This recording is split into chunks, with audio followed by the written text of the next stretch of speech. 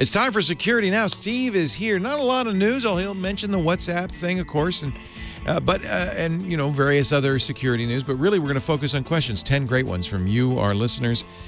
Steve's answers coming up next on Security Now. Netcasts you love. From people you trust. This is Twit. Bandwidth for Security Now is provided by CacheFly at CACHEFLY.com. This is Security Now with Steve Gibson, episode 554, recorded Tuesday, April 5th, 2016. Your questions, Steve's answers, number 231. Security Now is brought to you by Thinkst Canary. Detect attackers or malicious insiders on your network with honeypots that can be deployed in minutes. For 10% off and a 60-day money-back guarantee, go to canary.tools/twit and use the code TWIT at checkout. And by FreshBooks, the super simple cloud accounting software that's giving thousands of freelancers and small businesses the tools to save time billing and get paid faster. Try it free at freshbooks.com/securitynow. And by Braintree. Mobile app development can be complex, but integrating your payments no longer has to be. With Braintree, your business can accept nearly every type of payment from any device with one easy integration. Learn more at braintreepayments.com/securitynow. It's time for Security Now, the show where we protect you and your loved ones. We, not me, you. Steve Gibson protects our loved ones and our privacy online and helps us understand what's going on in the world. Hello, Steven. He's waving. Yo, Leo. Waving doesn't work on the radio. No, it doesn't. And now Steve is waving his hand back and forth to signal hello. I was just looking at the Security Now episode number, and I love numbers that are fun. And next week is 555. Somebody actually sent me a tweet a few weeks ago saying, you should do a special episode about timers or time, because of course it used to be a Signetics part. So it was the NE 555. That was for some reason Signetics began their part numbers with NE.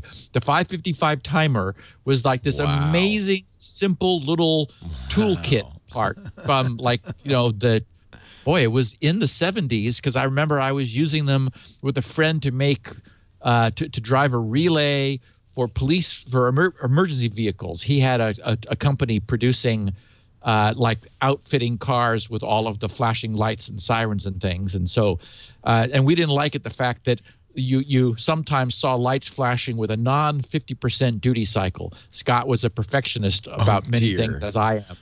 And so we were able to set this thing so that the lights flashed exactly back and forth with a 50% duty cycle. Oh, my goodness. Anyway, this is episode 550. Yes, at the tender age of, 17 or 18. Yeah. So this is a Q&A. And remembered that last week's episode was Too Much News, was the title of it, which would have nominally been a Q&A, but there was just too much to talk about. This week compensates for that. Nothing happened. Too little news. I don't know. Maybe it's spring break. Everyone's, all the hackers are touring Europe, or who knows where they are, but they don't seem to be up to any mischief. So we have a few things to talk about, some miscellany, but then found 10 great comments, questions, thoughts, feedback from our listeners. So, and everybody went crazy over the picture for this week's front page of the show notes. It was tweeted multiple times. I got it through email, every possible communications avenue. And this is I love this one. Yes. How the FBI actually cracked Farouk's iPhone. And we see it's just 3 frames. The first frame is the government guy, the GI, with his FBI suit saying, "I have an idea," and then in the second frame, there's your typical mischievous little kid sitting on a couch, and he says, "Here, play with this iPhone, but do not, I repeat, do not unlock it." And the kid's like, And then in the third frame, the FBI guy back on the phone. Bingo.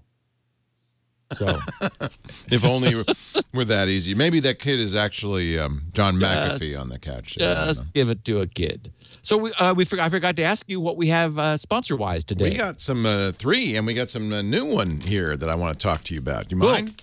I'll interrupt the flow. We'll get back to the security news in just a second. But remember when we talked about,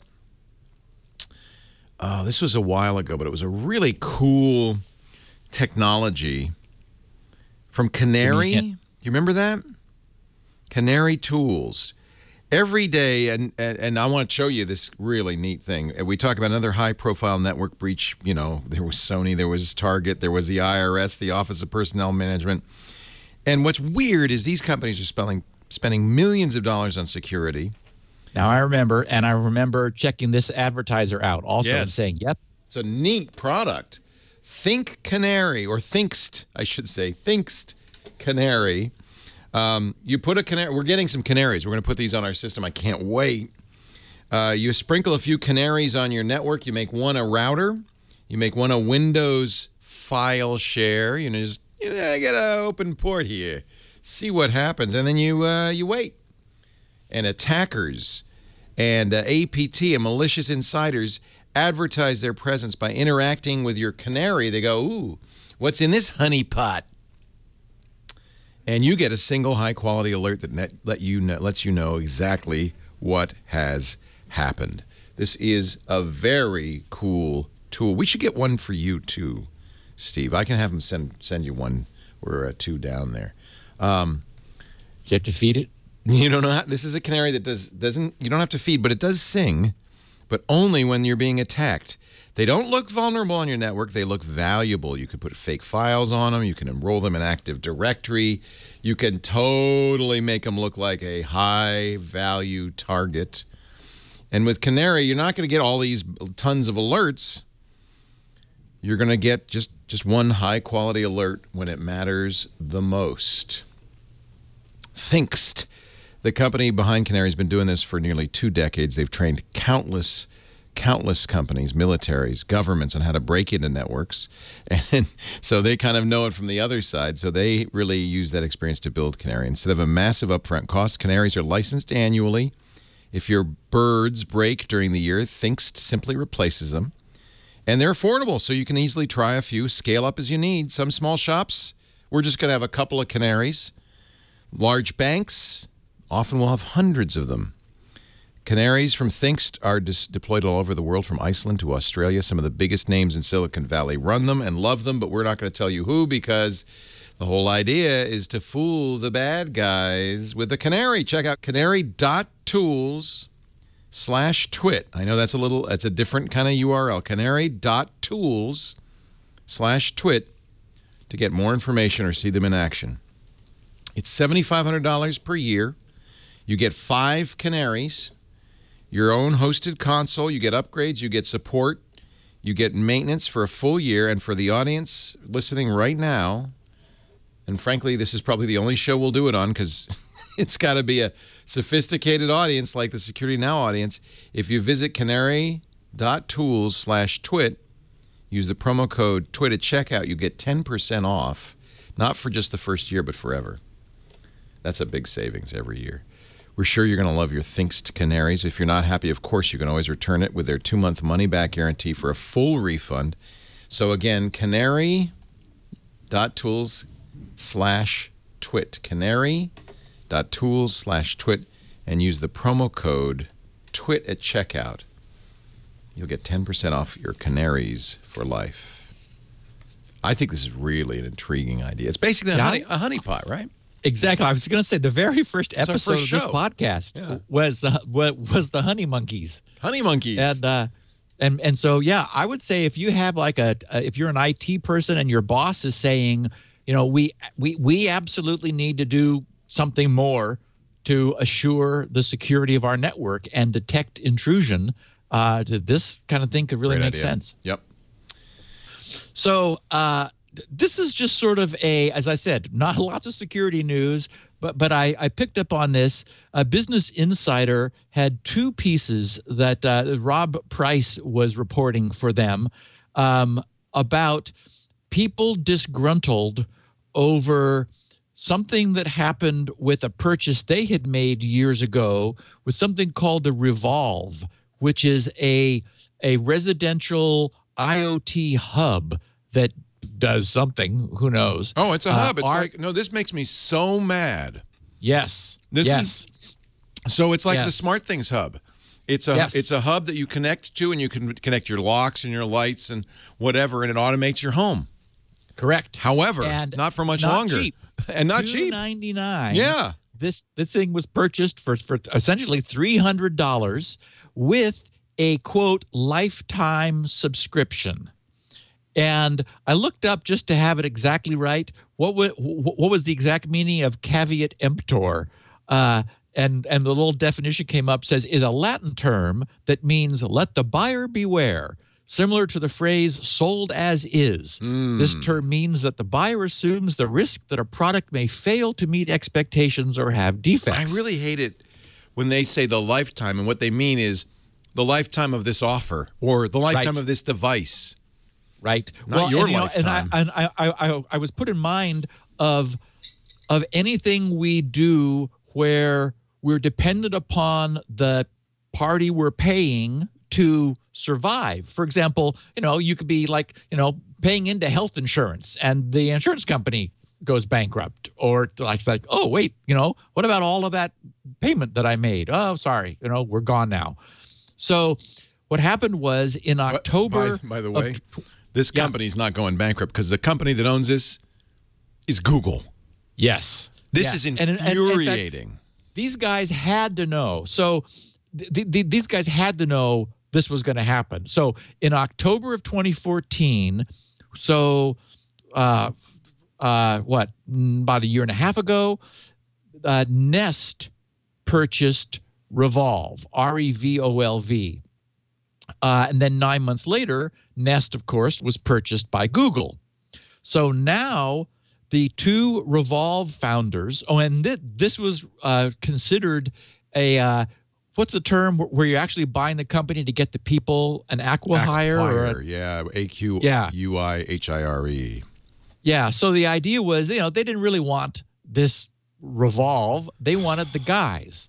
And so the two founders, Tim Enwall and Mike Susi, they posted on their website, I think about a week ago, and this is what the Revolve site now says, we're pouring all our energy into Works with Nest and are incredibly excited about what we're making.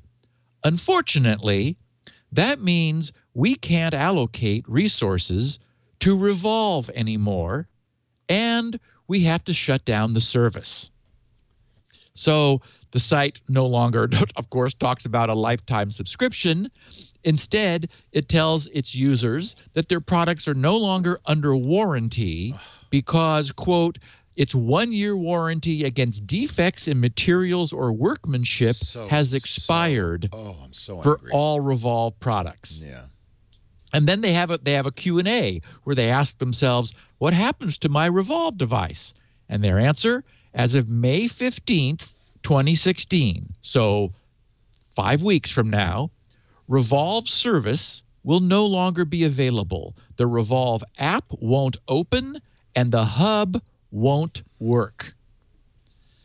Now, I was put in mind of the Zeo because, of course, the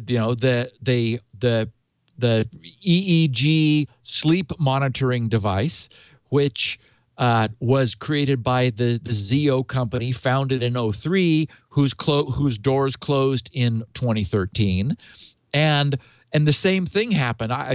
When I was coming up to speed on Zeo, I looked and dug into the archives and looked at everything that was online, and there was a similar scramble toward when Zeo was announcing their pending demise, because just as with Revolve, the Zeo had a whole online thing. I mean, there was your your nightly EEG was being uploaded to the web, where it was being indexed and cataloged, and there was a whole web-facing service that was part of it. Now, of course, when they died, the Apple app got pulled from the App Store.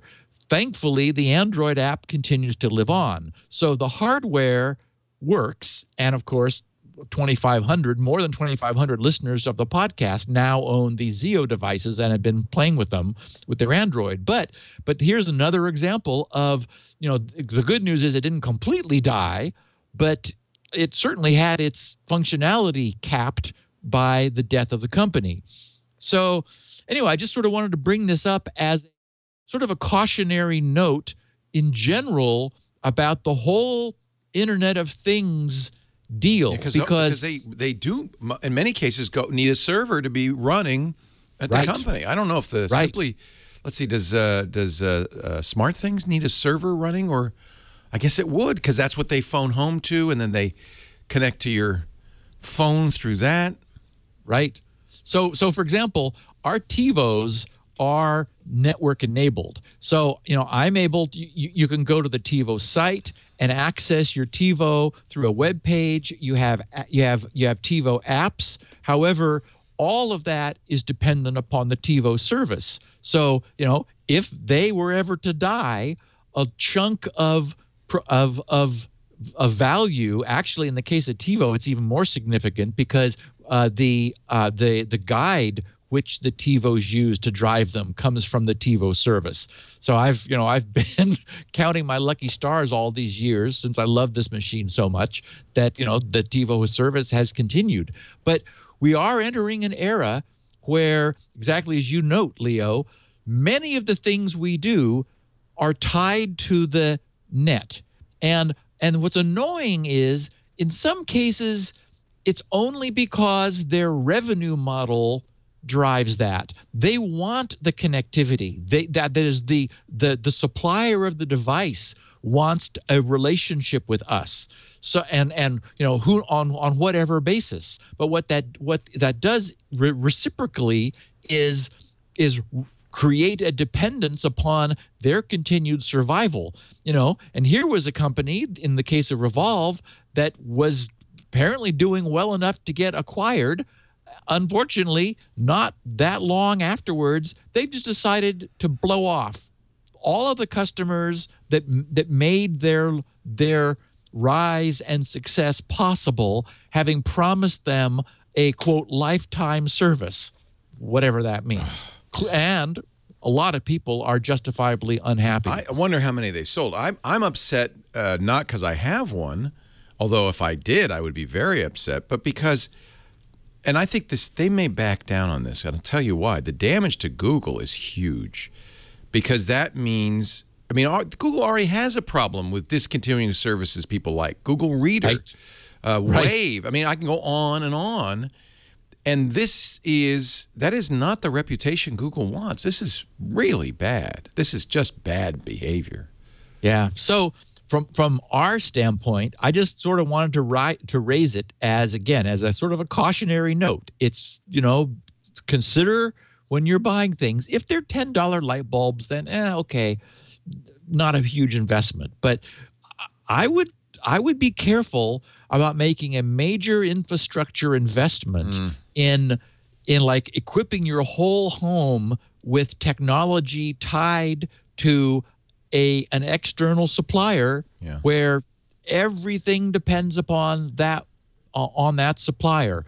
What would be nice would be if there is a fallback provision, so that if the service is not available, you may not get all the features, but you're not left out. You're not left with your entire infrastructure investment scrapped, because it no longer works. Well, and this is the argument for open source. And, if they had the software's open source, somebody else could run the server. I could run my own server. Right. We're in the early days. There's no question. We don't have any security standards. I mentioned that we do have the device provisioning protocol that the Wi-Fi Alliance are working for. And so that would be a good thing. The only reason we are here today you and I are talking, able to talk to each other. There are people able to listen to us. It's all based on standards. It's, the IP standard, Ethernet packet standards, TCP standards. All of this is built on standards which are decades old. And so I think it's easy in this fast-paced mode that we're in today to sort of forget that we're jumping into something like IoT using the standards that exist, but this technology needs more than what we have now. We need another layer of standards that just hasn't caught up yet. So we're using the lower level plumbing standards, which are frankly insufficient. So what's happening is the IoT vendors are all rolling their own. They're just making stuff up so that it works right now. All of this needs to be considered sort of transient, because it's probably going to turn out to be exactly that. Terrible news. Yeah. Bruce Schneier weighed in the aftermath of the FBI saying, "Don't worry, sorry about all the news we made, Apple. We no longer need you." And there was one paragraph from his longer blog post. The full link to his blog post is there for anyone who wants to read it, or just go find Bruce Schneier's blog, www.schneier, SCHNEIER.com/blog. So Bruce wrote, "Whatever method the FBI used to get into the San Bernardino shooter's iPhone is a vulnerability. The FBI did the right thing by using an existing vulnerability rather than forcing Apple to create a new one. But it should be disclosed to Apple and patched immediately."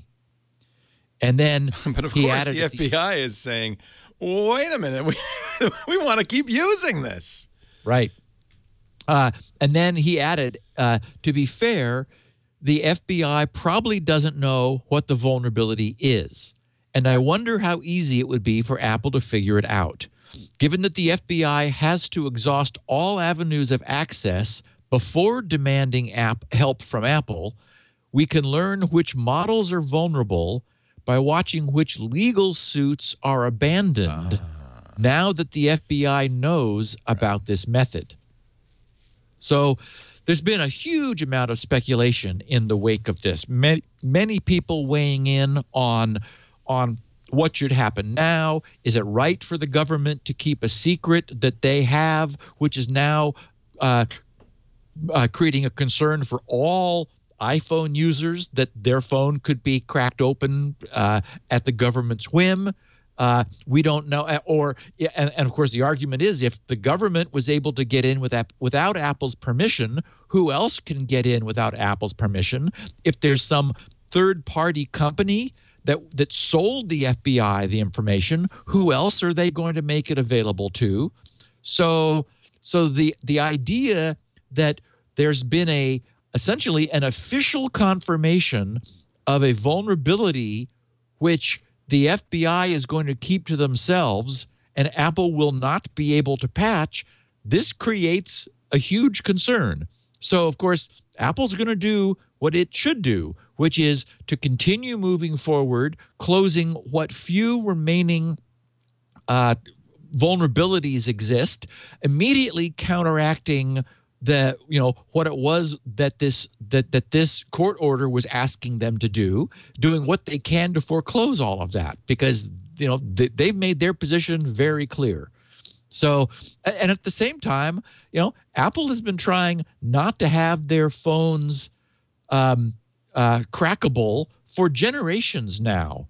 But one way or another, it seems that the bad guys are always able to get in and root the iPhone, though it's getting increasingly hard as Apple continues to put more tough barriers up. Here's a hypothetical. What if the FBI had a vulnerability and they could keep it quiet, like no one would ever get access to it? What would be wrong with that? Well, okay, so the argument is that's impossible. Right. That is, so someone found that vulnerability, and the argument is anyone else could. I would say it's better for Apple to have a mechanism under their control where they exclusively decide what phones are unlocked. That's superior than something we know nothing about. The FBI says we have a way which allowed us to bypass the access code, the unlocking code, so that the phone would not be bricked. So we have to assume now that someone discovered a way to do that, which means anyone else could. It's, and lots of people have been arguing that anything Apple would do is a backdoor. I've, of course, controversially argued that no, Apple could design something that only they control. I would argue a completely secure platform where they have a key that they selectively administer is better to what we have now, which is we don't know who else has access. We don't know where the FBI got this. I mean, it's much more feasible to think they purchased it. We know they have a relationship with Spinrite. There were some invoices that floated around the net in the last couple of weeks of payments, some big $100,000 plus payments to Spinrite.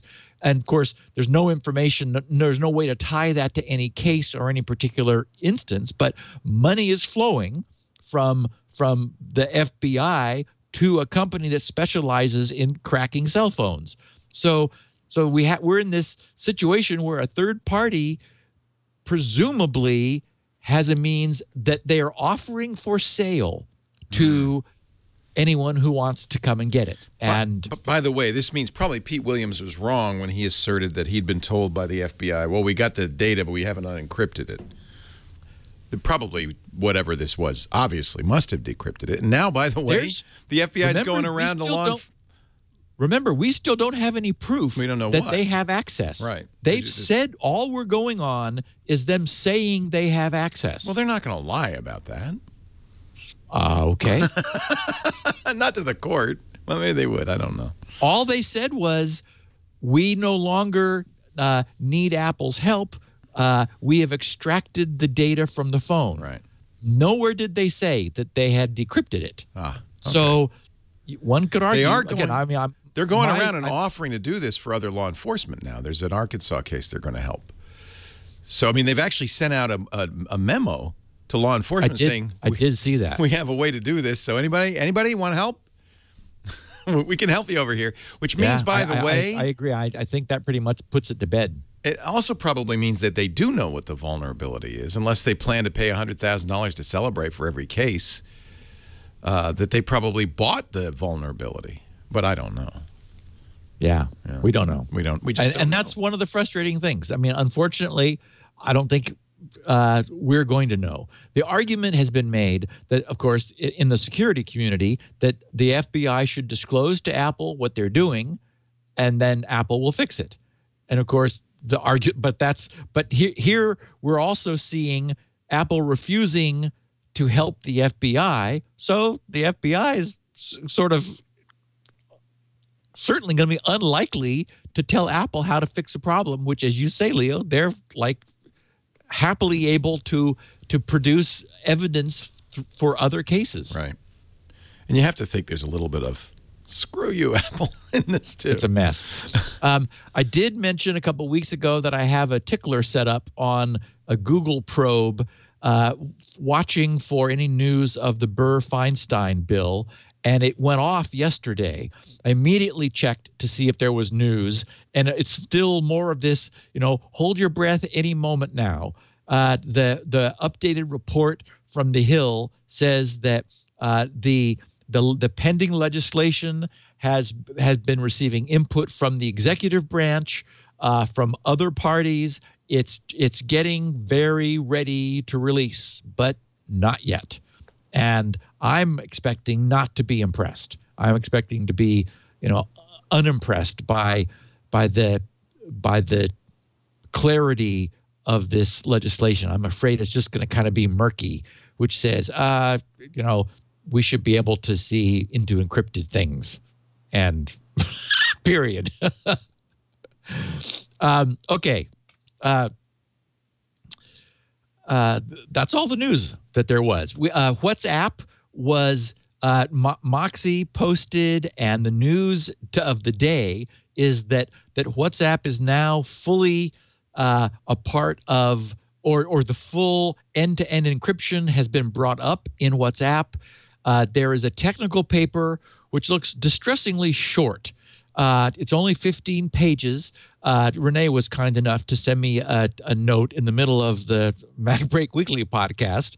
So somehow he was able to sneak that out with a link to the PDF. And I'd been receiving tweets about it all morning. I had no chance before the podcast to look at it. My guess is it's sort of an overview, but what we know that the deeper technology is all available and in the public domain. So I will probably make that the entire subject a detailed breakdown and examination of that technology for next week's podcast, because I know it's a messaging application that's going to affect hundreds of millions of people, and that no doubt law enforcement is not happy about. The question is authentication, because that's always the bugaboo. How do you authenticate the other party? That's the one part that is the big inconvenience of Threema, because they got it so right. And any time you attempt to make that easy, if you weaken authentication, you can no longer state that this solution is secure. So we need to take a look at how is authentication being handled. The rest is easy. Authentication is what's annoying to people, and so it's the thing that normally gets shortchanged in a truly secure technology. So we'll absolutely be taking a look at that next week. Yeah, I mean, the way WhatsApp works is you verify by phone number. So your phone number is leaked.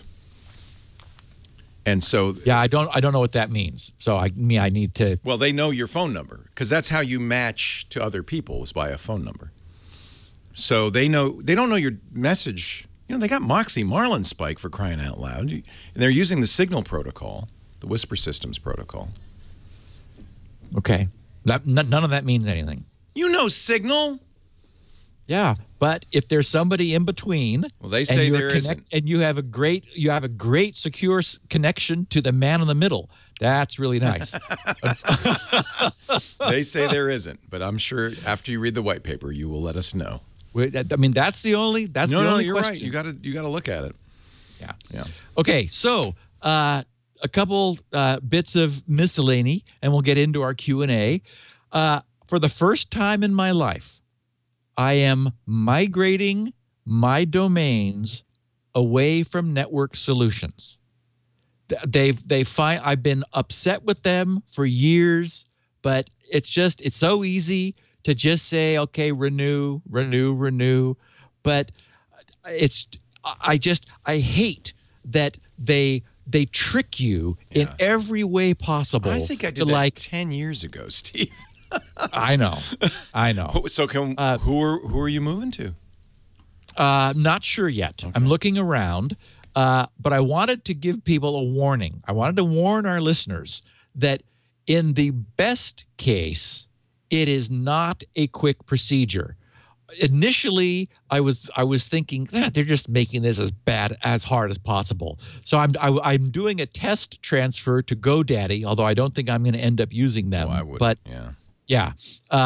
But so here's the protocol. You tell the registrar you want to migrate to.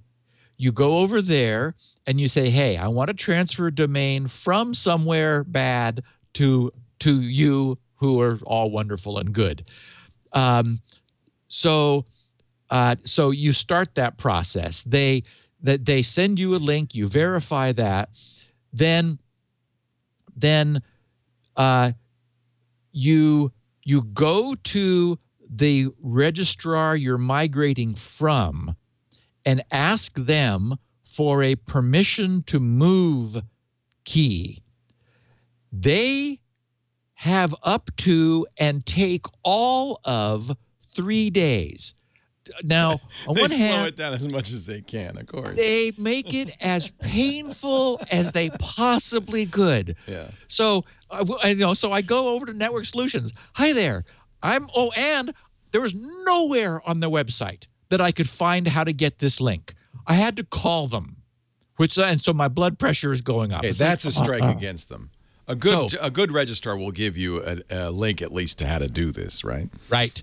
And so I had to get on the phone, and this nice person navigates me through, you have to set this check mark here, click this, go into manage, go scroll down to the bottom, see where it says that. Well, okay, that's not obvious, but click that, then move over here. Then, finally I get this. And then they say, we'll send it.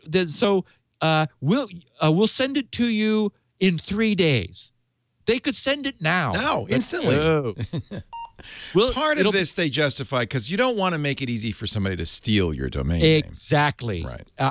So after I sort of like realized what the process was. So the first thing I do is wait 3 days, and sure enough, on the 72 hours. On the strike of the 72nd hour, finally, this little crypto thing comes to me from Network Solutions after 3 days. So I go back over to GoDaddy, and I put that in, which then GoDaddy uses to make the request of Network Solutions for the transfer. Now, 4 days. Again, could have been immediate. No. So then I get email from Network Solutions saying, hi, we've received the link we sent you back from the people you're transferring are, I forgot to tell you. Part of the process of getting the transfer away link from Network Solutions was, we don't want to lose you. How about a $10 discount? Oh yeah. For like 1 year for $10. And it's like, as everyone knows, I don't like to use explicit language. But it was like, you suckers. Oh, I know. You're charging me $39 a year. Oh, that's outrageous. That's three times what it costs. No, it's $37. Sorry, $37 a year. And I had to go through a questionnaire. Why are you leaving? And I said, price. Well, and the other thing is, I hate you. Exactly. I hate you. Every time I update, they try to turn on auto renewal. They try to sell me for $9 a year. They want to sell me a private listing in the Who Is directory. Oh, no. For something that costs them nothing. I mean, it's just, I'm being nickel and dimed. And they want, email addresses and hosting and, would I like to have a free car wash? I mean, it's like, no. It takes that sounds like GoDaddy. just to renew my. And finally I said, okay, I just cannot support this any longer. So let me give you a couple of things. Good. Our old sponsor, and by the way, they haven't been a sponsor for years. They don't send us any money, and so this is not an ad. But Hover does have a domain transfer service. You'll have to give them your Network Solutions credentials, but they do it all for you.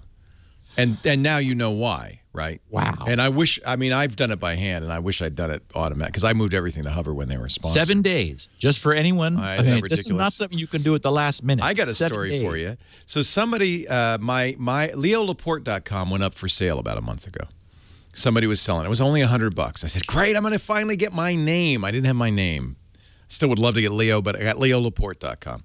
So the process, you buy it. It's over at GoDaddy, I guess. And you buy it, and then it takes forever, but eventually, like a week or two later, you get the domain name. And then they say, but now to confirm it, you have to have us send an email to the administrative contact. Right. Which, of course, is the guy who owned it. So I changed the address record in there, and I have them send me an email. Then I say, okay, now I want to get off GoDaddy as fast as I can, move it to Hover. They say, oh, sorry, because you've changed the address, you have to stay here for 3 months. That'll be $10, please. So they've set it up with the domain purchase system to guarantee that you can't leave them for 3 months. Wow. Yeah. I mean, it's terrible business. It's a terrible business. It is. I really want who should the security. The security. I mean, ICANN should fix this. This is ICANN's fault. This is ICANN's fault. All these people are, registered through ICANN. ICANN could enforce some rules. Yeah. I know security is important. I know. But you absolutely want to make sure you don't want your domain stolen. Yeah. You do not lose control of your domain name. That's crucial. Yeah. And we've heard there have been horror stories about about people who haven't, for whatever reason, maintained theirs.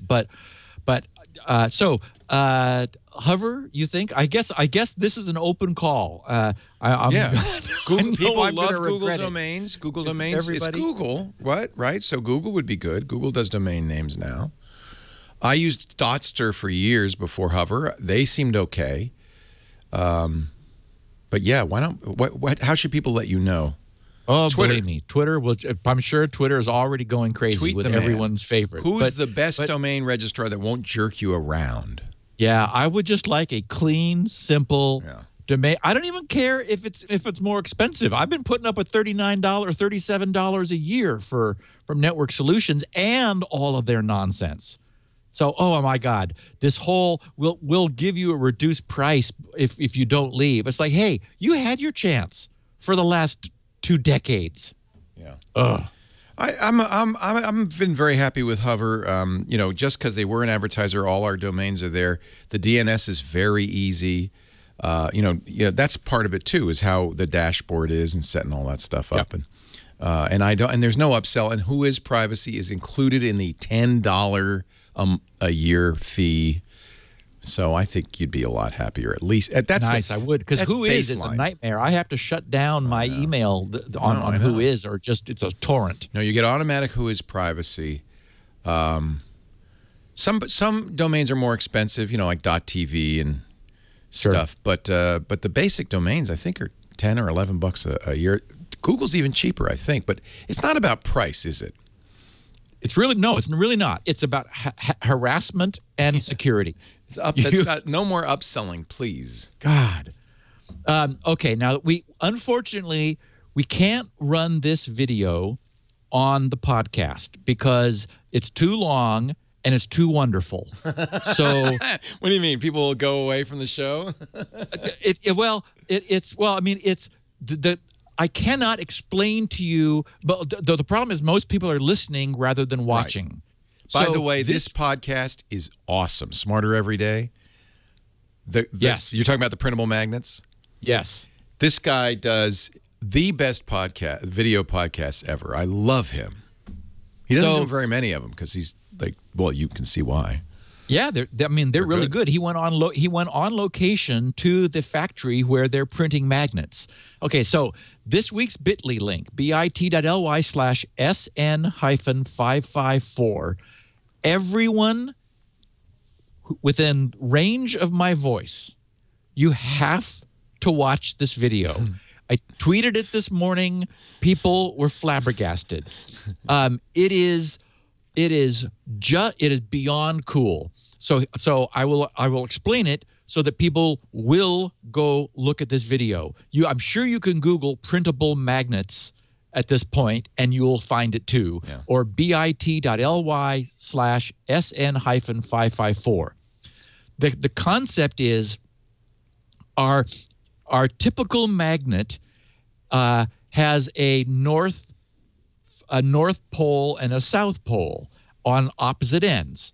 And, back in elementary school, it was a big red bar magnet with silver ends. And remember, you'd stick it under and you'd sprinkle iron filings on top of the paper and then shake the paper. And they would array themselves in the magnetic field lines of force. And then lately, we've been getting fancier magnets, little disc magnets. And there, one side of the disc is north and the other side is south, so they stick together really tightly and so forth. These guys, and I'm sure they're just patented till next Tuesday because it's a fabulous concept. They came up with a machine very much like a 3D printer that prints magnets. But what it's able to do is at the resolution of a printer to put down a north or south.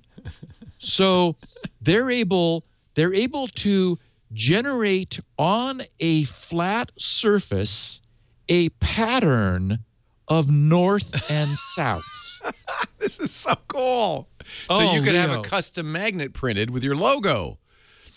It's not it's not visible on the magnet. It's the magnetic field is your logo. And what now? Here's the brilliance: is if you have two facing discs with a complex pattern, you can do amazing stuff. Like you can have them, you can have them attract each other as you're pulling them apart until they get to a certain distance. Then they become a spring.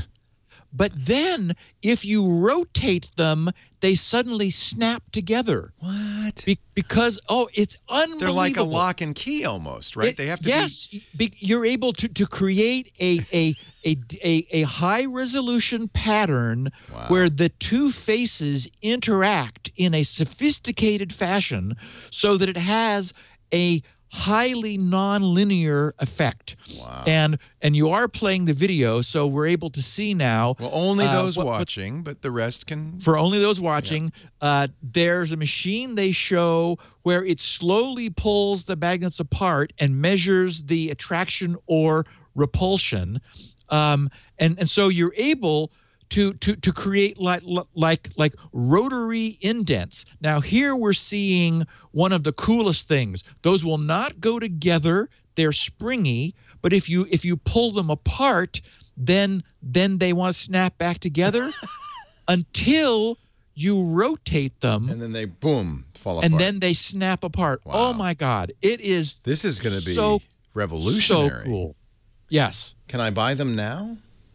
I just want to pair those little handles as a toy. I'm sure they will start appearing. So just printable magnets, you got to take a look at it. bit.ly/SN-554. That just jumps you to the video 2 minutes and 1 second in, because there's about a 2-minute introduction that's not about this, that sort of talks about magnets as we were growing up. But wow, it's very cool. This guy does a great job on his podcasts. He's supported on Patreon. It's Smarter Every Day, and every time I see one of these, I go, "Wow!" And he said they're owned by Audible.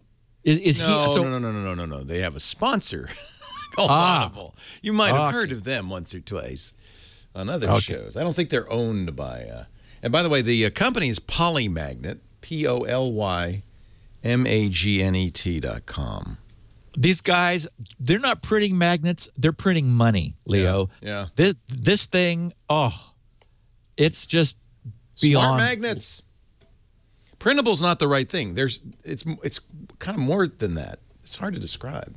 I think you did a good job, because the idea of a high-resolution, complex magnetic field. One of the things this does, if you have north and south very close to each other, is the magnetic lines of force don't extend out uselessly into space. They stay very close, so it allows a whole nother dimension of magnetic strength, because it is the flux lines that pull the steel to the magnet.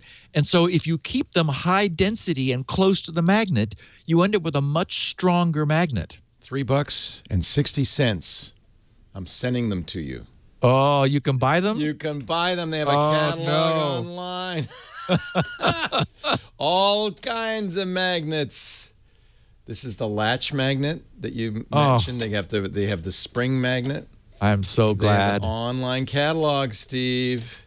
I didn't look. Yeah. All kinds. All kinds. Wow. You can actually create your own. They have specifications. So you could say how much attach force, how much distance range. Obviously, it's big industrial business, right? Wow. But they're cheap. Wow. They're a couple of bucks each. Wow. So I did want to mention I've been getting a ton of mail, and I found this actually over in the Security Now mail bag, and I just relocated it from someone named Ben Pulido, who's in Greenville, South Carolina, and the subject was sleep formula. He said, Steve, I've been a listener to Security Now for several years. Thank you and great show, blah, blah, blah. And he said, but sincerely, thank you.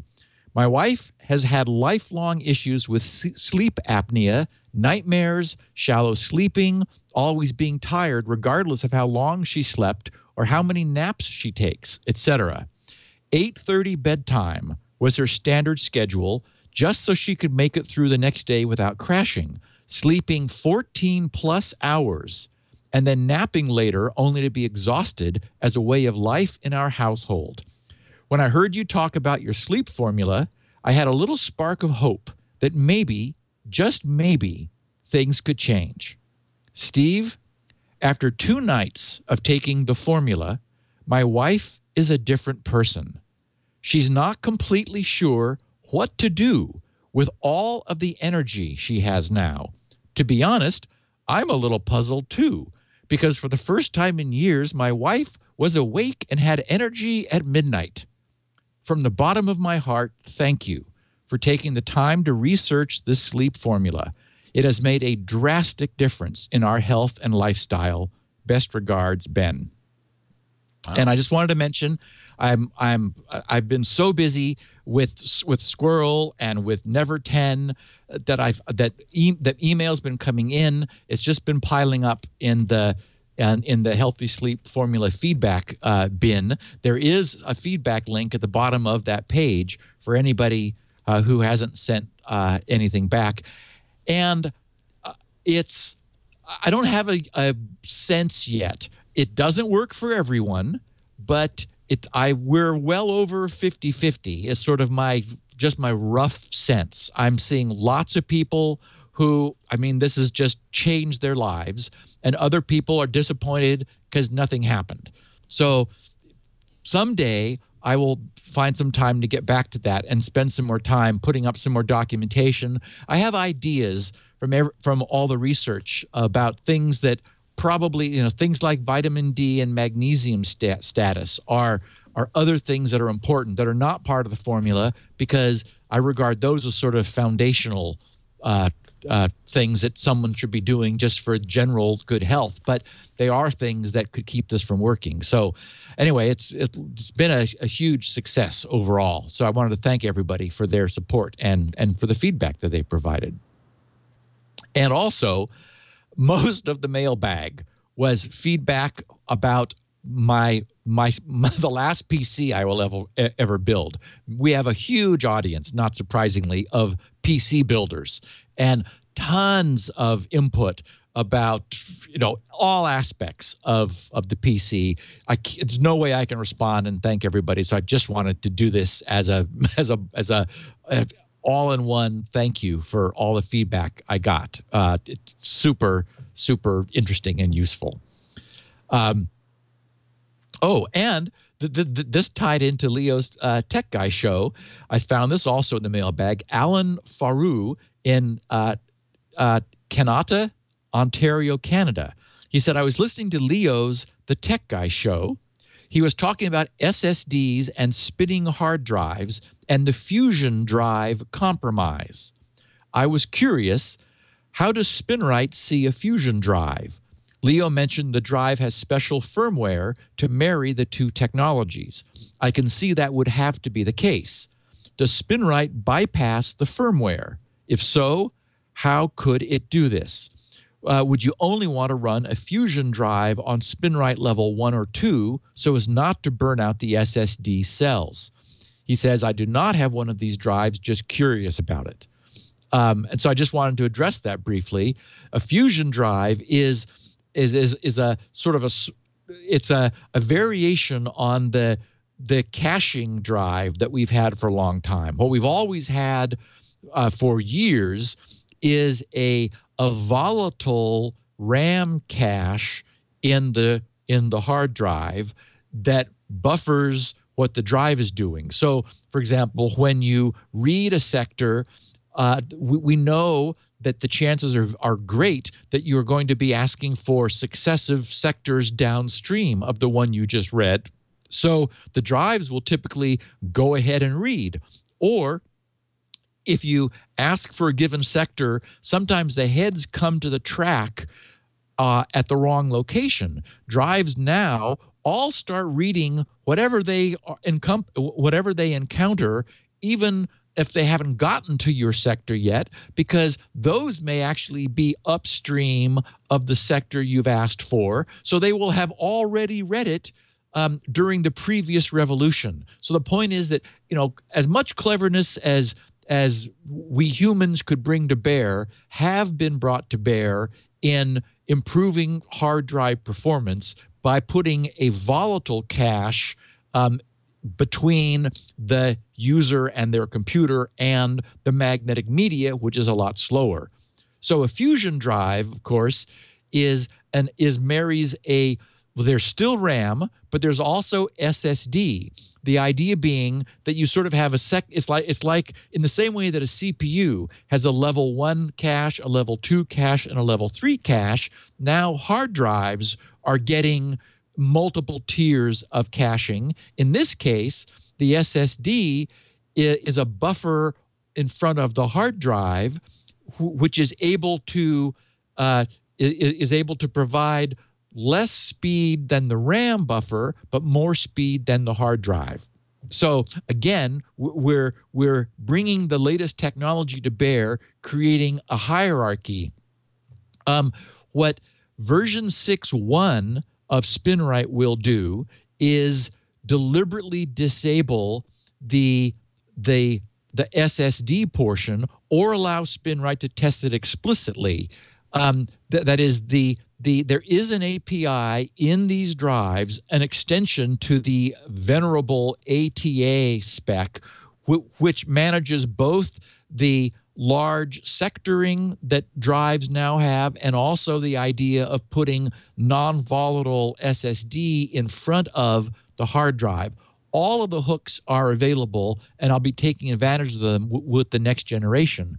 Now, I would say running level 2 is the right thing to do. You are reading from what the SSD may have, and as soon as it doesn't have it, then you're pulling from the hard drive behind it. So it's not clear what pattern testing, what doing full data inversion, what effect that would have in with a fusion drive. It would be a function of exactly how they've implemented their algorithm, and there isn't really a standard for that. That's every manufacturer inventing their own, and they consider it proprietary protocol. Like, how many bands they divide the SSD into, what their caching algorithm is. Is it an N-way cache? Is it a simple MRU cache? There's any number of ways that this could be designed. So it's up to the manufacturer to decide how they want to. But the ATA spec does give us the hooks for getting underneath all that, and that'll be another one of the features of 6.1. I've already got it in my notes for where 6.1 will be going. So we will be taking care of that. Nice. Excellent.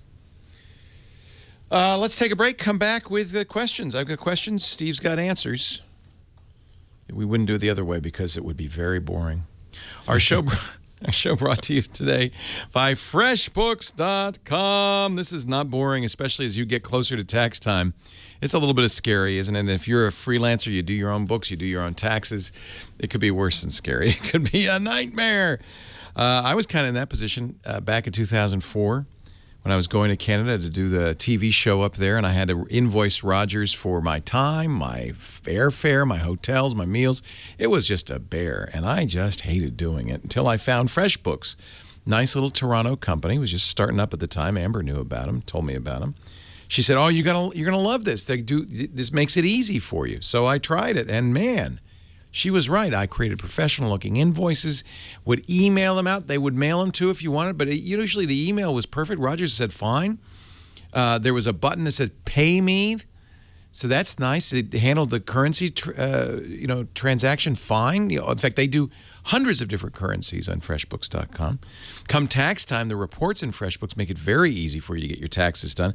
And you can use the FreshBooks app to keep track of receipts. Snap a picture. You'll have all your receipts. No more shoebox.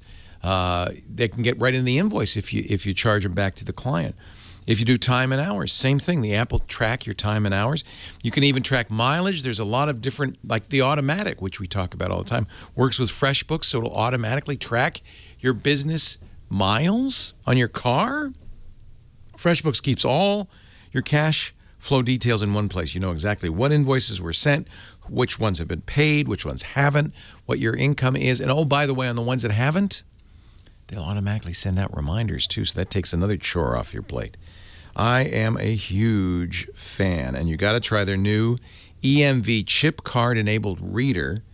So for people who work in the home, maybe you help people with their computers, or you design home audio systems, or maybe you're a carpenter or plumber. If you come to somebody's home, you're going to love the app, because what it lets you do is create an estimate right on site on your iPhone, show the client, get their approval, do the work, then show them, create the invoice while you're standing there, show them that, then pop in the card reader, and they pay you on the spot. I mean, this is nirvana for freelancers. You're going to love this. If you haven't tried FreshBooks, you must. It will absolutely change the way you feel about doing your taxes, about the way you feel about doing your invoices. And it's free for 30 days at freshbooks.com/securitynow. We do ask, for our benefit and for Steve's, that you put Security Now in the How Did You Hear About Us section. 30 days free. It is really awesome. And if you've been putting this off, I know you've heard me talk about it. This is the time. I know it's too late for tax time this year. Think about next year. FreshBooks.com. This is the time to do it. FreshBooks.com/SecurityNow. We thank them for their support of the Security Now program. Steve has prepared some questions. And by the way, I asked him before the show, you could talk about WhatsApp. And he did a little bit. But he said, but I like to have some time to, I don't want to answer off the cuff. And I really admire that about you, Steve. Everybody else, including me, we're pundits. We just make shit up as we go along. You, my friend, you try to actually be correct. It's novel. It's kind of cute. So, That's me. No, I'm just teasing you. But I really do appreciate that about you. And so here we go. Questions asked at his website, grc.com/feedback, or through the Twitter, starting with an anonymous listener who used Shodan to look around at SMB. Steve, you mentioned in 553 that since SMB, SIFs, and Samba should not be exposed to the internet by any right-minded person, that the risk of bad luck was being somewhat overstated, given that your listeners were all likely right-minded people and therefore wouldn't open up SMB ports inbound on their routers, would they? But go to Shodan, and of course, go to enter SMB port :445. That's the default port, and Shodan shows plenty of systems exposing their IPC inter-process control share. 250 of them were in the U.S. That's actually not many. That's pretty good. But more than 10,000 in Russia.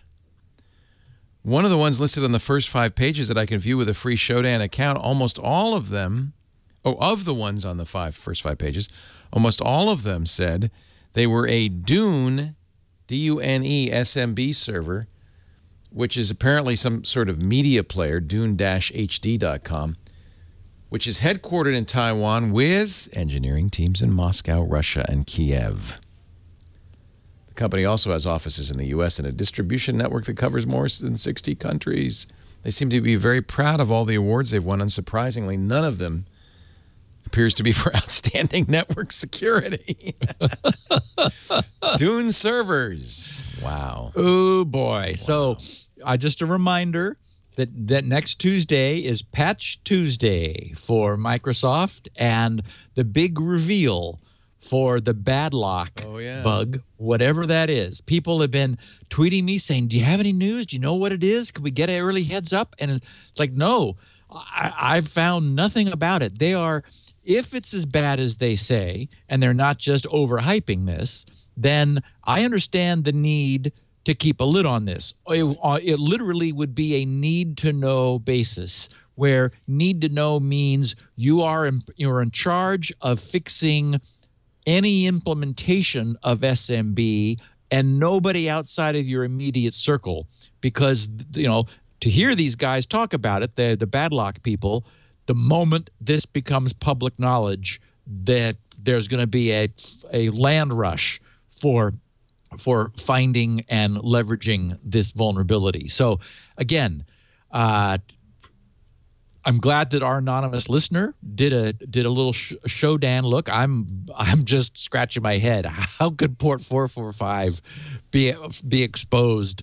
Whatever this Dune SMB server is, I guess it's this Dune HD. It's a media player that is opened the SMB to the internet. It's like, oh Lord, okay, well, is it going to stop working on Tuesday?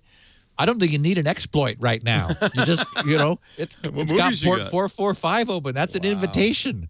You don't need bad lock. You could just use good lock. Just use built-in Windows networking. Lord. Ben Schneier in Cincinnati, Ohio, recently encountered Locky, that new ransomware. He was listening to 553. I'm the lead network and system engineer for a managed services provider. And as such, the person ultimately responsible for security for all of our clients' networks. That's about 20 to 30 different small to medium-sized networks. Last Friday, one of our larger clients' systems got infected with Locky. When the user found he couldn't get to his documents, well, he just logged out and went home early. Oh, darn, nothing's working. When everyone came in on Monday, we started getting calls that users couldn't access their files on network drives. It took all day. But since we do incremental backups every hour on our servers, we were able to restore everyone's files. Good man. He's earned his keep. I have been seeing a distinct uptick in the amount of Lucky infections in the last week. Yeah, I think Locky is the next really bad one. And I just got a kick out of this, that all of the files are encrypted. It's Friday afternoon. What the heck? You know what happened? He thought he did it. It leaves this thing a week or a weekend. Get all those files. To crawl throughout the network, go find all of the shared server directories and encrypt them all. So you know what happened. He thought he did it, and he just said, "Oh, I'm gonna go home." So anyway, Ben sounds like Ben is on the ball, and managed service provider. So that probably says that these small companies are using remote network storage for all of their work, and so they've centralized management at his firm, and his firm is doing incremental hourly snapshots. So nothing was lost. Nice. That's absolutely the way you want to do it, either in-house or outside. Yeah. But, bravo. He earned his fees.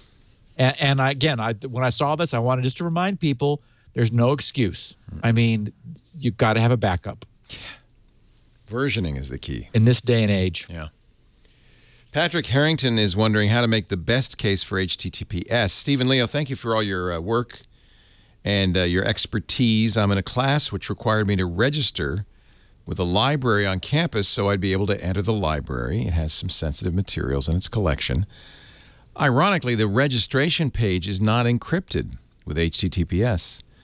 Part of this registration involves submitting some personal information that I try to avoid sharing online unless necessary. I bit the bullet and submitted it. I didn't really have much choice.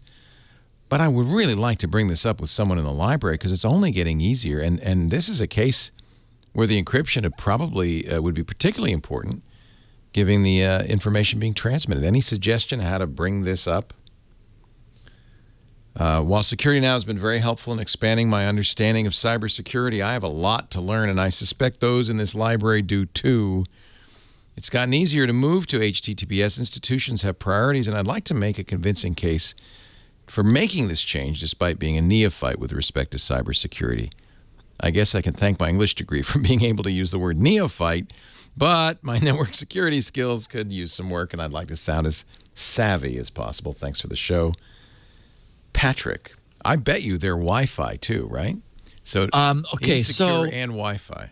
Yeah, there's several interesting aspects to this. First is I wanted to make sure that Patrick knew, just for the record, that the form you're on does not have to be secure for the form's transmission to be secure.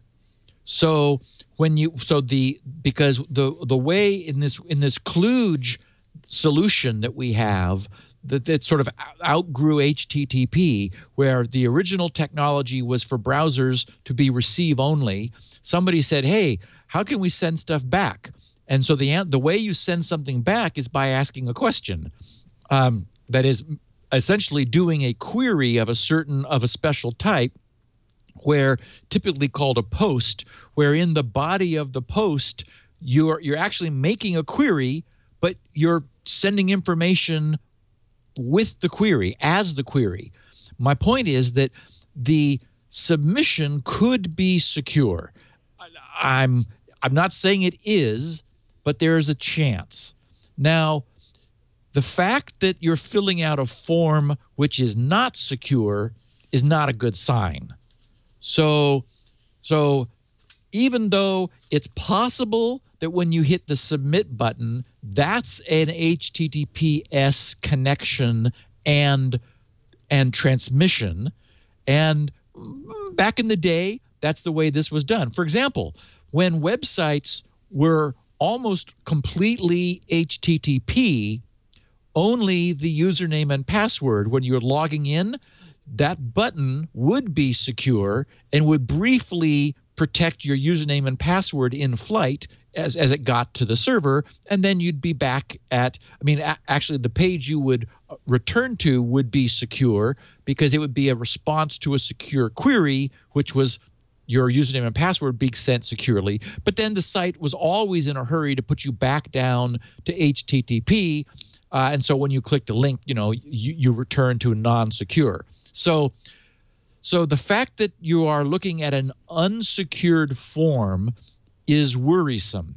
But remember, this is just like sort of the tip of the iceberg of the worry, because if security is either a second thought or not a thought at all in this situation, for example, if it turns out that the form submission is not, even that is not secure, then that means that as you are right to worry, Patrick, the data in flight could be eavesdropped on, but that also sort of lends a concern to the security of the data once it arrives. That is, this really feels like a situation where there's just no concern for security at all. And nothing that we're seeing would lead anyone to believe that, oh yeah, they didn't really worry about giving you a secure form to fill out, or maybe not a secure transmission of the form data. Why would we think they're doing anything secure with the database, where it goes? So, and then the last thing I wanted to make, or the last point, was that, boy, he asks, what case do I make? Well, so there's a lot of things to think about, what I've just said, but the other thing we've seen is how difficult it is to get any motion. Everybody's busy. Everybody has stuff to do, and the good news is security is in the air. The one thing that the Apple and FBI fight did was really up the profile of this whole issue, so that people who were not at all interested in, hadn't even given it a thought before, are suddenly, wow, what's going to happen? Suddenly they're like, it's an issue now. So the good news is this is probably the right time to mention it. And then the trick is, how do you get someone to allocate resources that are probably scarce, which are probably committed elsewhere right now, to do something that is like preemptive? And that's the problem. This is preempting a problem. But it's certainly a really great point you raised, that, here's you're filling out sensitive information and you have no sense for where it goes afterwards. But you also, in this case, Patrick had no choice. Well, I'm glad Patrick listens to the show and realized the risks. That's a good thing. And he's no neophyte as far as I'm concerned. He might be a troglodyte, but he's no neophyte. Peter Haynes, I don't know, that's actually not quite right either. Peter Haynes in San Bernardino wonders about encryption of data at rest. Steve, longtime listener, first-time emailer, yada, yada. My employer is wanting to improve our security to come closer to PCI standards. That's the credit card security standards, right? Yes. One aspect is encryption of data at rest. Microsoft's database solution, SQL Server Transparent Data Encryption, or TDE, but Wikipedia has a reference to a recent article on breaking their encryption. That's from Simon McAuliffe, that suggests TDE doesn't offer any practical security at all.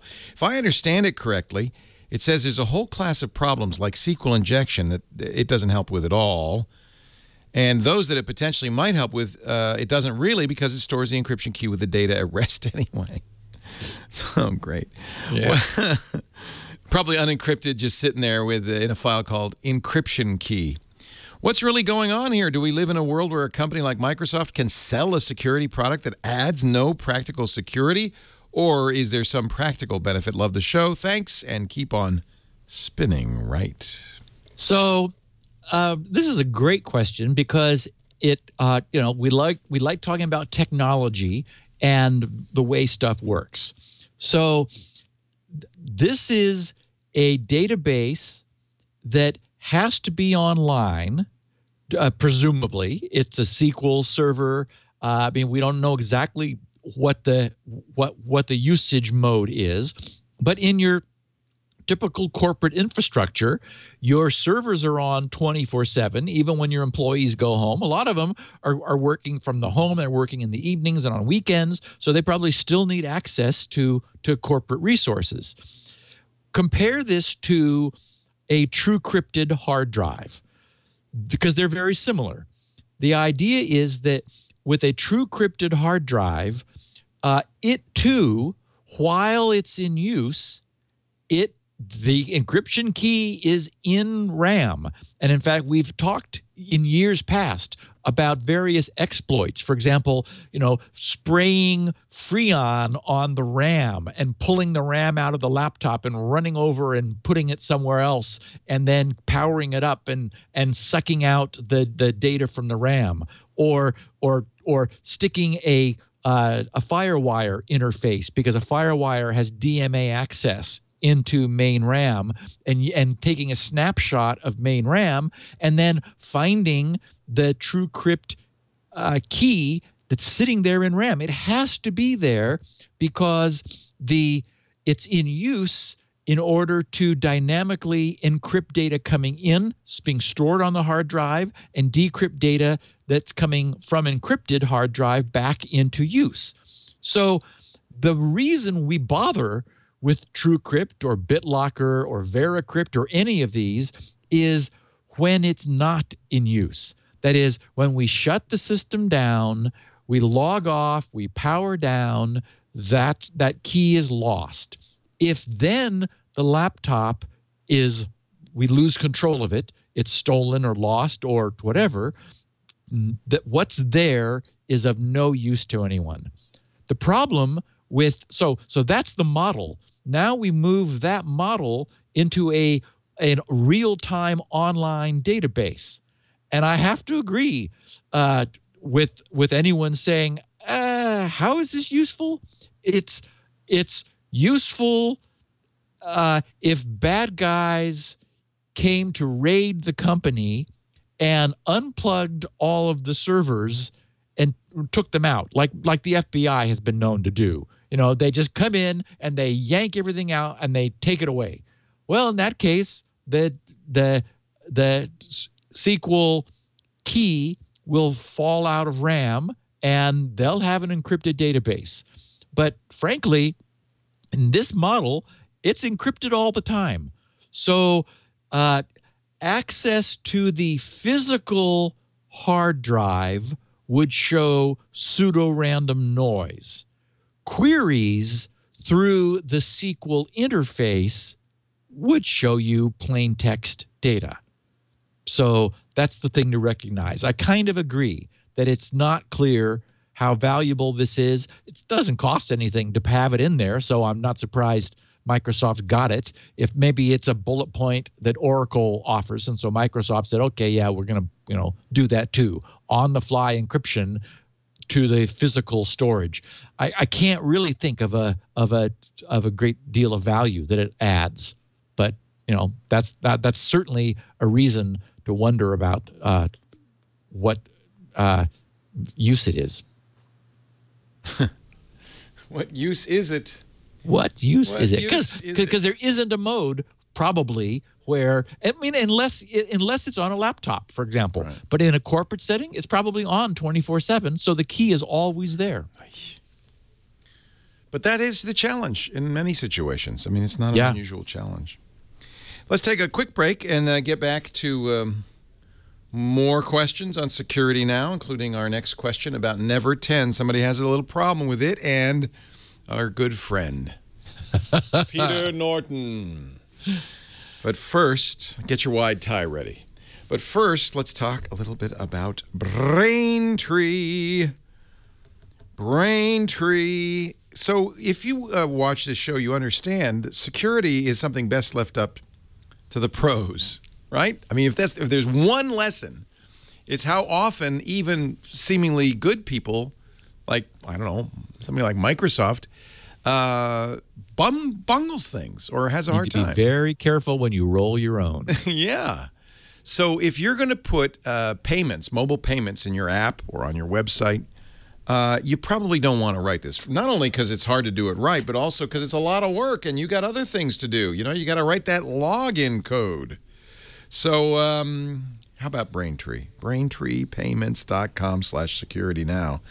I recommend them for a number of reasons. First of all, they've got a great technology stack that makes it so easy, no matter what you're using, iOS, Android, JavaScript, Perl, Python, PHP, Ruby, Node, of course, .NET, a few lines of code, and boom, you've got it. And you don't just have, mobile payments. You have every kind of payment there is. You've got Android Pay. You've got Apple Pay. Your customers want those.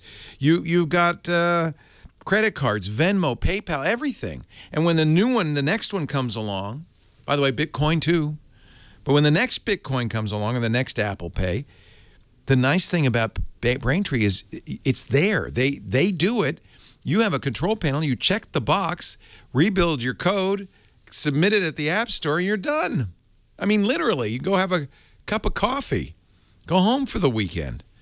BraintreePayments.com. Now, you may say, well, tell me about their references. They have good references. Yes, they have good references. If you think Uber is a good reference, that's who uses Braintree in their mobile app. When you take an Uber and you get out of the car, and you're done, and it's all handled, that's Braintree. That's their V.0 SDK.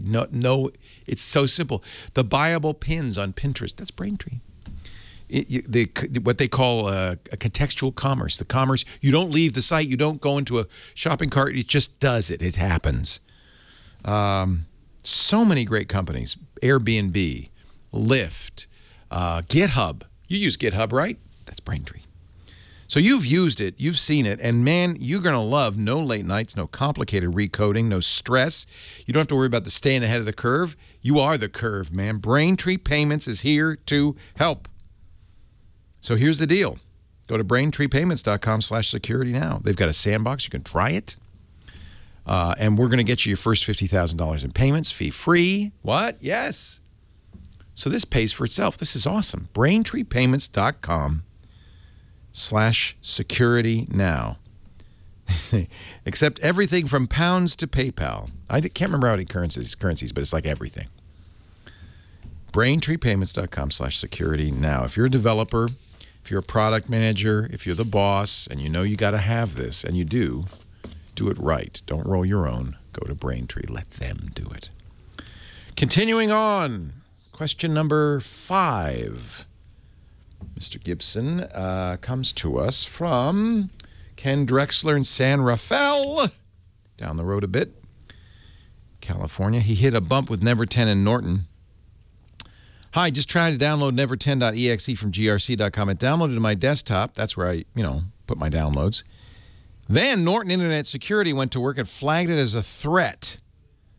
It called the threat ws.reputation. Pardon me, ws.reputation 1.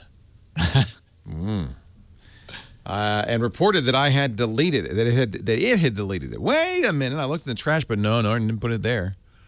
How do I get never10.exe installed? I suppose I could disable Norton temporarily. Is there another way? Thanks for security now. Every week. So I thought I got a kick out of that because I had a lot of reports from people. Hey, Norton. And this is essentially social networking meets internet security. Yeah. It's what we've come to, sort of as a last resort, is that now our antivirus is using reputation, and it's not my reputation, or it might be the reputation of the certificate that signs the software. Oh, interesting. What happened was, I was using a certificate that still had about 6 months on it, and it was an SHA-1 certificate. And so there were some complaints from some Windows systems. Some Authenticode verification was configured not to accept SHA-1 signed software any longer. So I was like, oh, really? Okay. So I contacted DigiCert, and as I mentioned last week, they jumped right up and helped me, and within hours, I had an SHA-256 cert. But it was a new certificate. So it, unlike the certificate I'd been using for years, had no reputation. And so Microsoft calls theirs the smart screen. And so for about 24 hours, anyone who was trying to use the signed with the new certificate would get a warning from Smart Screen, or in this case from Norton, saying, we don't really know about software signed with this cert, so we're just going to, you can't have it.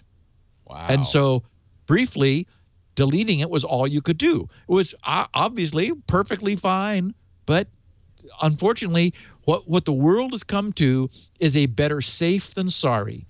And I mean, I can understand now.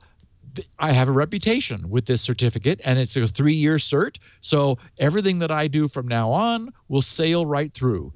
But for a period of time, it was, we're going to just say no until we determine one way or another whether this looks like it's good or not. So it's an interesting new little hiccup for anyone with a newly minted certificate who's creating something that a lot of people want to have access to. You actually may not be able to get it to them for a day.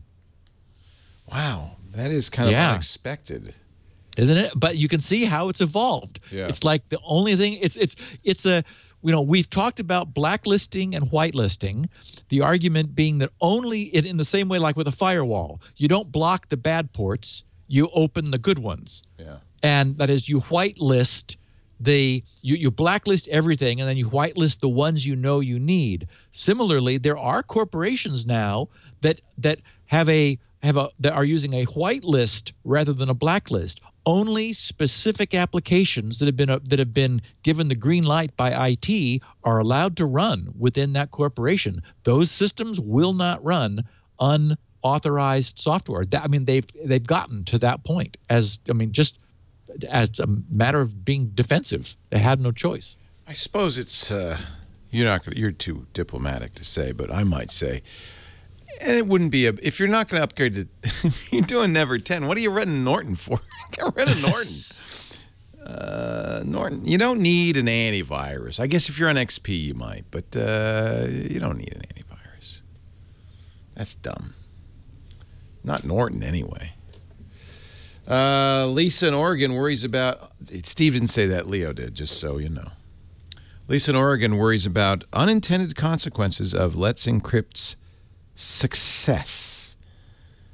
While it's great that millions of additional websites now have HTTPS certificates thanks to the free and efficient Let's Encrypt CA, I'm concerned that our corporate IPS and firewall will be unable to inspect the increasing percentage of incoming encrypted traffic and therefore be less able to block malicious packets. Is that something I should worry about? Well, I like this because I just wanted to remind people that I've reversed myself on this issue recently, recognizing that a corporation has a right to control their bandwidth, and as the world becomes encrypted, as malware will thus be traveling over encrypted connections, a corporation, I think, is right to require their systems to have a certificate authority which they sign, and their perimeter able to mint those certificates and crack open encrypted communications and inspect it. I think that individuals working for the corporation using the corporation's infrastructure need to understand that, yes, their communications is private outside the corporation, but within the corporation's network, it's company property, it's company bandwidth. And so they don't have an absolute right to privacy when they are using corporate infrastructure. And so, this is in line with that. So if Lisa's company doesn't have the ability to have an appliance that is proxying connections, then she's absolutely right. It will be virtually useless in the future. And so there is unfortunately, or necessarily, a huge market for appliances which will be doing this. It's just going to be standard operating procedure in the future. And so I have gone from thinking that it's just a horrible thing, the idea that an encrypted connection is not actually point-to-point, but recognizing that within a corporate infrastructure, different from an ISP, that's a different story. I'm worried about the day that happens. But within a corporate infrastructure, on their property, their network, their bandwidth, and you're working as an employee, I think they have the right to inspect the traffic to protect themselves from something that might come crawling down some query your browser makes. Mike in Chicago brings news of an uber cool facility or service. Oh, Leo. Go. I like the name. Hi, Stephen Leo. I'd like to ask your opinion on a file transfer service called File.Pizza. It was developed by two graduates from Steve's alma mater, UC Berkeley. It's great. Files aren't stored anyway. They're sent from your computer via a web browser using WebRTC. But this is my main concern. You mentioned on previous podcasts issues with man-in-the-middle attacks on WebRTC. So my question is this service secure? Thanks, Mike. Okay, now, first of all, who knew that pizza was a top-level domain? I knew that. See, if you were on Hover, you would know there's all sorts of fun top-level domains. Hover has them all. Oh, I'm getting old, Leo. Pizza. Oh, man. In my day, we had .com, .org, and .net, and maybe .gov. No. My goodness. Anyway. Lisa's new website is lisalaporte.ceo. Nice. How do you like that, huh? So, everybody, this is uber cool. File.pizza. It is a point-to-point service. It is on GitHub. It's all open source. It's open protocol. It leverages the WebTorrent protocol and WebRTC. It solves the problem of you wanting to send a file to someone else in real time. That's the problem I have with it. Unfortunately, they have to be waiting for it, right? You have to be doing Correct. it at the same time. Exactly. So you go to file.pizza. You click on the button to choose the file you want to send, and it finds it, and then it gives you a tag for you to provide the other person. I tried it this morning, and my tag was file.pizza/lobster-zucchini-duck-pecans. So they're using word salad passwords, lobster, zucchini, duck, pecans. And what's nice is you could say that over the phone. Right. You can Right. email it to someone. You know, it's still, given that their vocabulary is large enough, and these are going to be transient, and they could easily, since that's going to go to them, they can do all kinds of brute force protection and so forth.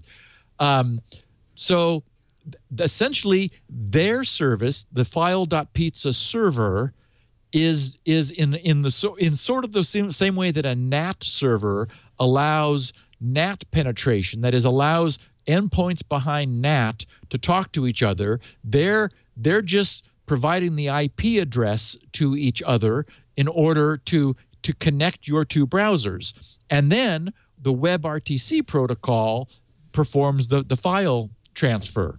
So it solves the problem of needing to stage a big file or any file somewhere else first, like uploading it to some file upload site or to Dropbox, and then giving someone a public Dropbox link. That kind of solution. Here, you say, I'm ready. The file's ready to go.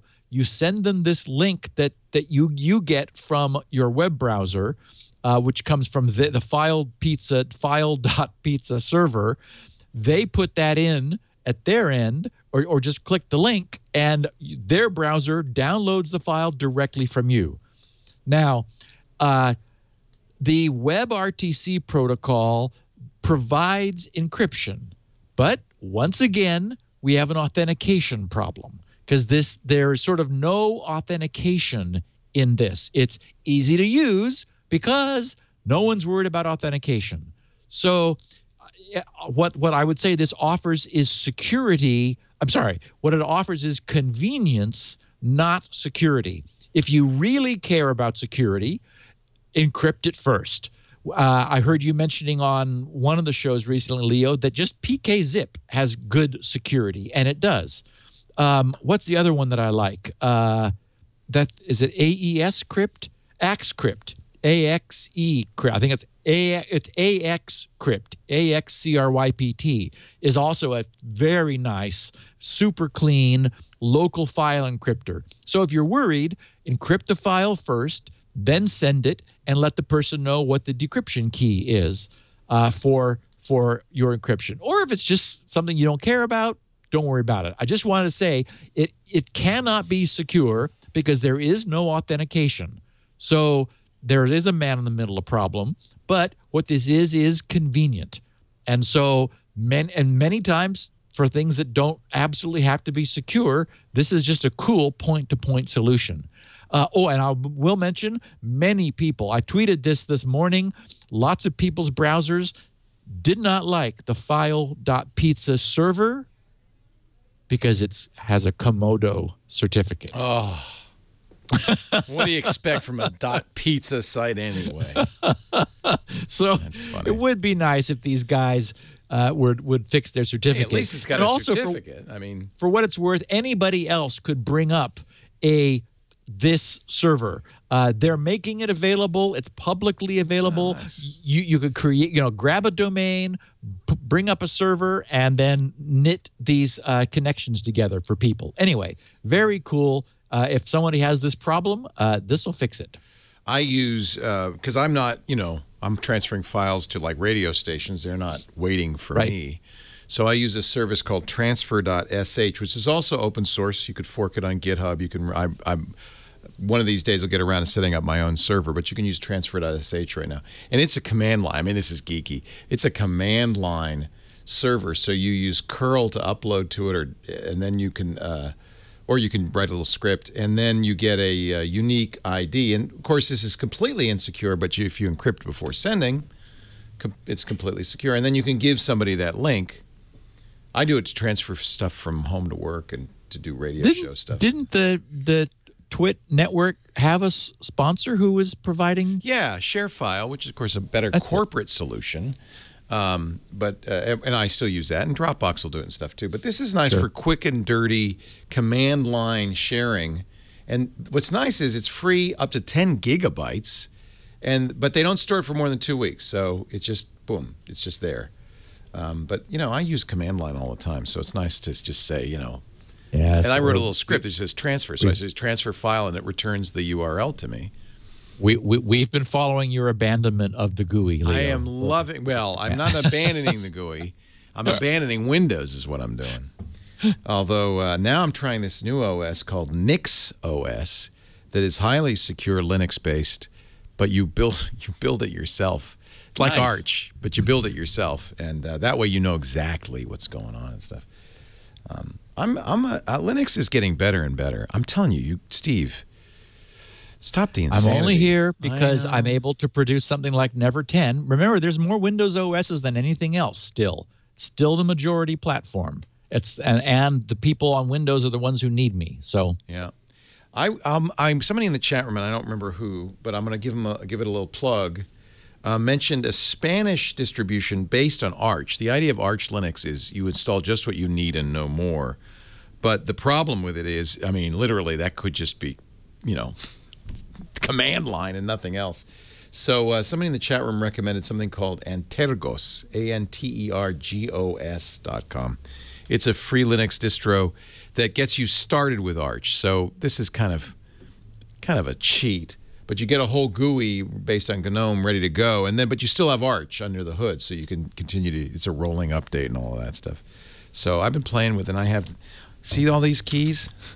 This one's Apricity. This is Anticos. This is. I don't use Ubuntu. That's Debian. I'm trying them all out. It's fun. Nice. Yeah, I get nothing done. But who needs to get anything done?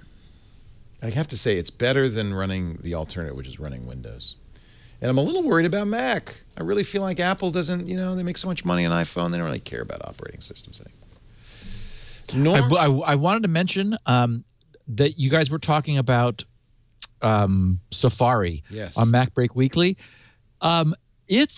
We don't talk about it often because it's not in the news all the time in the same way that Chrome and Firefox and IE are for various reasons. But I saw a recent, very nice write-up from a serious, hardcore web designer who prefers Safari over all the other browsers in terms of its support for standards and its speed.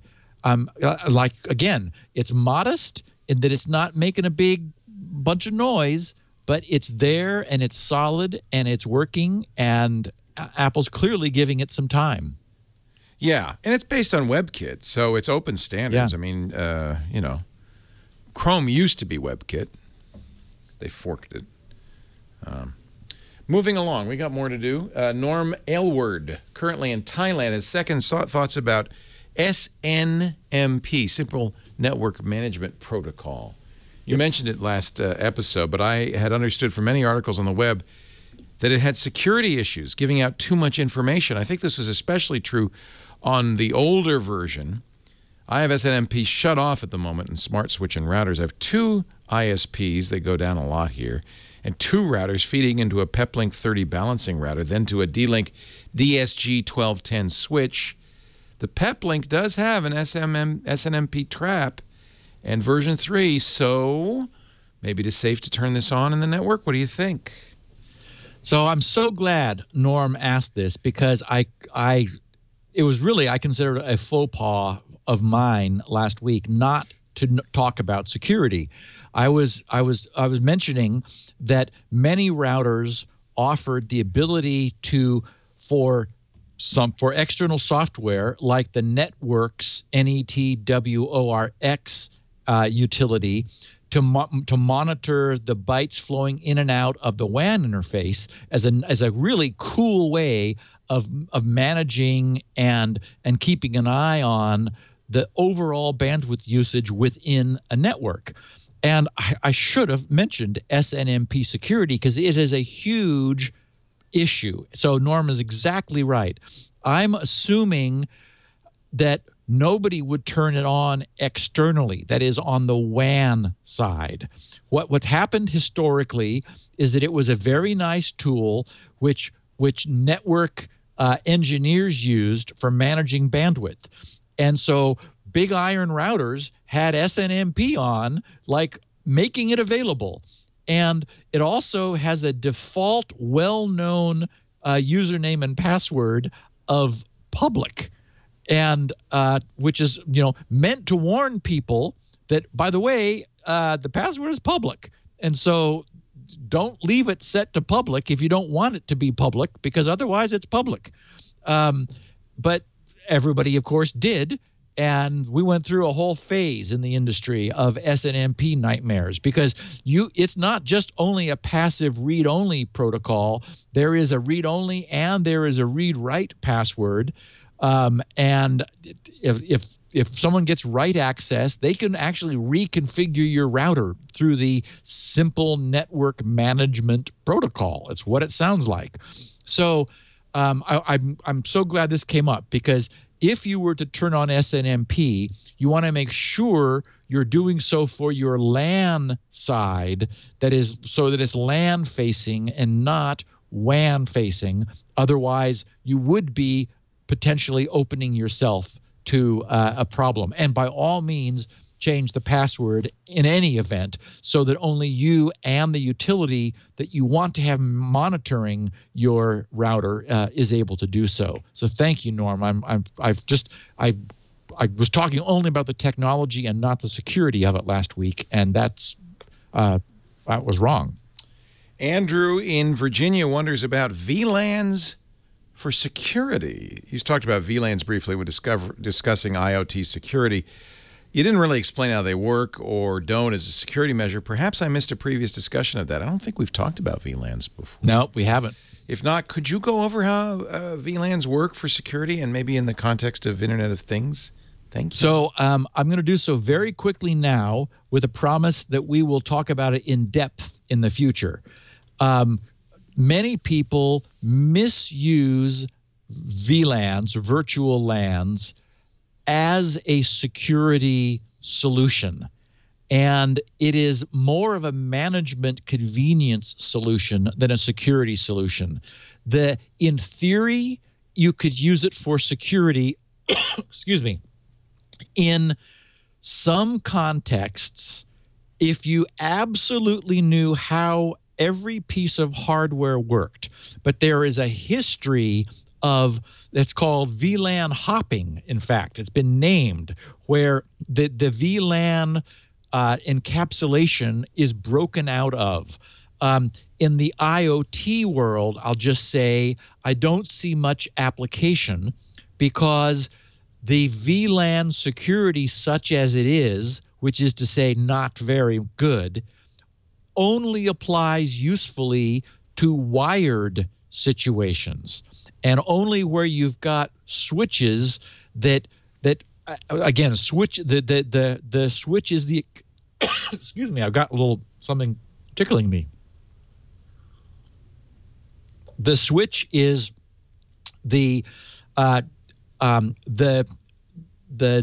negotiator of Ethernet frames passing through, and many of the exploits have been exploits against like small, they're called CAM, content addressable memory tables, that switches have to manage which ports of the switch are associated with which virtual local area networks. And so you're depending upon the switch to route the traffic out particular ports. Well, IoT is more often than not wireless. So in a wireless mode, your Ethernet is in the air. So VLANs make no sense because everybody can see everybody else's Ethernet frames. So even if you use them, they'd be providing you no security. So for now, we'll just say, I don't really see an application. They can be used if you really understand the way your hardware works and if it's hardened against VLAN abuse. But it's much easier to use it in a wired setting than in a wireless setting, where, again, because it's about physical Ethernet connection security, and in a wireless mode, the packets are in the air. Anyone can pretend to be on any VLAN and see other packets if they were part of an airborne VLAN. Yikes. Yes. A paranoid listener in Cairo, Egypt, wonders about built-in drive encryption. Nowadays, a lot of laptops are sold with self-encrypting drives. We have SSDs that claim to be FIPS 142 Opal compliant, meaning the data on the SSD or hard drive is always encrypted at rest. In all these cases, the drive has a key that is encrypted by the user's ATA password when you set it in BIOS, or via a special interface to BitLocker from, that's of course in Windows, or a default one if the user hasn't specified one or enabled BitLocker. The question is, in light of the recent Apple FBI debacle and the clear privacy implications, are such drives really safe? And if I were in Cairo, I'd be asking this question. I think this is reasonable. Or is the FIPS 140-2 standard also backdoored in some way by the government? I wasn't able to find useful information in researching this, so I was hoping you could shed some light on this in some future episode of Security Now. Thank you. I wish you guys the best. My sense is, and just sort of being a skeptic, is we never hear of law enforcement having any problem with such drives. It's a big problem when the phones are encrypted. But, people's hard drives, when they were using TrueCrypt, oh, yeah. Brazil couldn't crack someone's hard drive that was with TrueCrypt. And so they sent it up to the states here for the FBI to take a crack at it, literally. Somehow, encrypted hard drives that are encrypted natively, never really hear about them being a problem. That's telling, isn't it? That's very interesting. That's sort of a little inverse warrant canary is the fact that that doesn't seem to be a problem for anybody. And I have heard anecdotally, and I mentioned this a week or two ago, that I'd heard stories of the drive manufacturers being able to open them on, under warrant from a court order, through law enforcement. So I think, again, great security for somebody stealing your laptop. I would not trust it if you absolutely, in Cairo, if you absolutely had something that you knew nobody could get into, for example, even if it were brute forcing, we don't know anything about the key derivation function. Is it deliberately set? Even if there is a deliberate slowdown for password guessing on a drive, there's never been any talk about 10 strikes and you're out, where you keep guessing the ATA key. All it does is it just gives you different gibberish. And so, my sense is it's at best very weak encryption. Now, nice from a standpoint of decommissioning drives, where you use the password from day one, the drive is always encrypted, and so when you destroy the password, then presumably no one can get to the drive. That is, it's just gibberish. You don't have to do the whole cryptographic wipe of the drive because it was always just gibberish if you can really affirmatively destroy the password. Again, I don't trust it. In this day and age, if you absolutely had to have good security, I'd use TrueCrypt. BitLocker, I'm using it on my Windows 7 laptop because that's all the encryption I need. We've got to get away from this idea that security is absolute. It just isn't. We'll be talking about this more with WhatsApp next week. It's something you've heard me say before. You know, when you were using Telegram, Leo, it's like, yeah, that's good enough. Is it perfect? No. They made up their own encryption algorithm. It scrambles up people's brains when they look at it. It's like, who came up with this? But it's, you know, the bits are scrambled. That's fine for sending, you know, notes to your partner about when you're going to be home for dinner. But, you know, is it incredibly great encryption? No. But it doesn't have to be. So we need to start thinking in terms of this stuff being relative, because that's the reality. Encryption comes in layers, or security comes in layers, and the idea is and you don't absolutely always need perfect security, because it's a hassle. You know, you're going to sacrifice some convenience. And you said TrueCrypt. You meant TrueCrypt, not VeraCrypt or some other. I meant TrueCrypt. Okay, continue. Yeah, I'm hearing some weird things about VeraCrypt. Like every time you log in, it takes a minute because they've like gone totally overboard with their password-based hashing, believing that asking someone to wait a minute is reasonable to log into their hard drive. It's like, you only do it once, right? Well, every time you turn your computer on. Right. Another nice thing about many Linux is you can use their logical volume manager and encrypt the entire hard drive as part of the boot process. You enter a password, and it's good, strong encryption.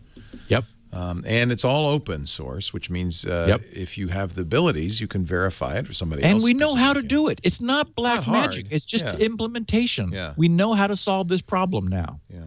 What version of Linux did Snowden use? I can't remember. I think they mentioned, but I don't know. I'm a FreeBSD person myself. That's the one to go with, obviously. And I do build my kernel from scratch.